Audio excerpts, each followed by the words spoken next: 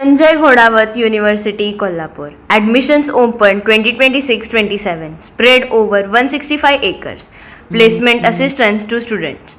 Engineering and Technology, BTech, MTech, PhD, Aeronautical Engineering, Electronics and Communication, Civil Engineering, Computer Science and Engineering, Artificial Intelligence and Machine Learning, Artificial Intelligence and Data Science, Robotics Process and Automation, BCom, BBA, MBA, MBN, Fintech and Data Analytics, BCA, MCA, Full Stack Development, BSc Biotechnology, BSc Food Science and Technology, BSc MSc Chemistry Physics, BA LLB, BBA LLB, LLB, BPharm, MPharm, BSc Clinical Research and Technology, B Design, Fashion Design, Interior Design, Product Design, Communication and Design. Kolhapur Sangli Highway, Ati Grade District, Kolhapur.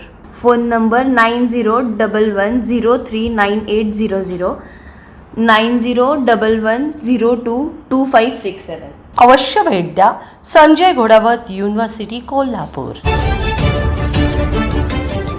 ताज्या बातम्यांसाठी पाहत रहा तीचा सागर. अजित पवार गटात सध्या सुरू असलेल्या घडामोडींकडे पाहता उपमुख्यमंत्री सुनेत्रा पवार यांच्या भोवती राजकीय कोंडी निर्माण करण्याचा प्रयत्न सुरू असल्याची चर्चा राजकीय वर्तुळात रंगू लागली आहे.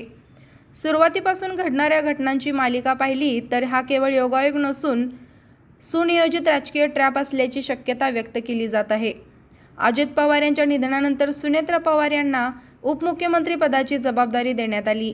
मात्र त्यानंतर लगेचच प्रफुल्ल पटेल आणि सुनील तटकरे यांनी निवडणूक आयोगाला केलेल्या पत्रव्यवहारामुळे वाद निर्माण झाला. या प्रकरणावर सुनेत्रा पवार यांनी तत्काळ हस्तक्षेप करत तो पत्रव्यवहार रद्द करण्याची विनंती केली. यानंतर राज्यसभा आणि विधान परिषद उमेदवारीवरून पार्थ पवार आणि प्रफुल्ल पटेल यांच्यात मतभेद उघड झाले. त्याचवेळी राष्ट्रवादीच्या राष्ट्रीय कार्यकारिणीत मोठे फेरबदल करत पटेल आणि तटकरे यांना डावलण्यात आले, तर पवार कुटुंबातील 6 सदस्यांना स्थान देण्यात आले. या निर्णयामुळे पक्षात नाराजीची ठिणगी पडल्याचे बोलले जाते. या पार्श्वभूमीवर सुनील तटकरे यांनी शरद पवार यांची घेतलेली भेट आणि त्यानंतर शरद पवारांनी पटेल तटकरे यांच्या कार्यक्षमतेचे केलेले कौतुक ही एक मोठी राजकीय गुगली मांडली जात आहे. यामुळे सुनेत्रा पवार यांच्या निर्णयावर अप्रत्यक्ष टीका झाल्याची चर्चा आहे.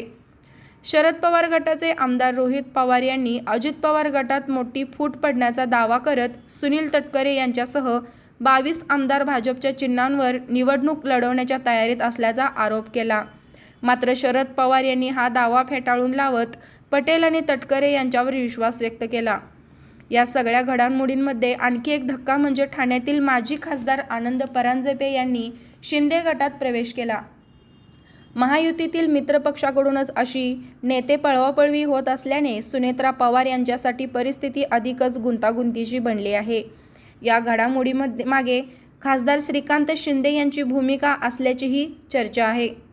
पक्षातील अंतर्गत बदलांमध्ये प्रफुल्ल पटेल यांचे राष्ट्रीय कार्यकारी अध्यक्ष पद काढून टाकणे तसेच पार्थ पवार आणि जय पवार यांची वाढती सक्रियता यामुळे जुन्या नेत्यांचे वर्चस्व कमी करण्याचा प्रयत्न होत असल्याचे चित्र आहे.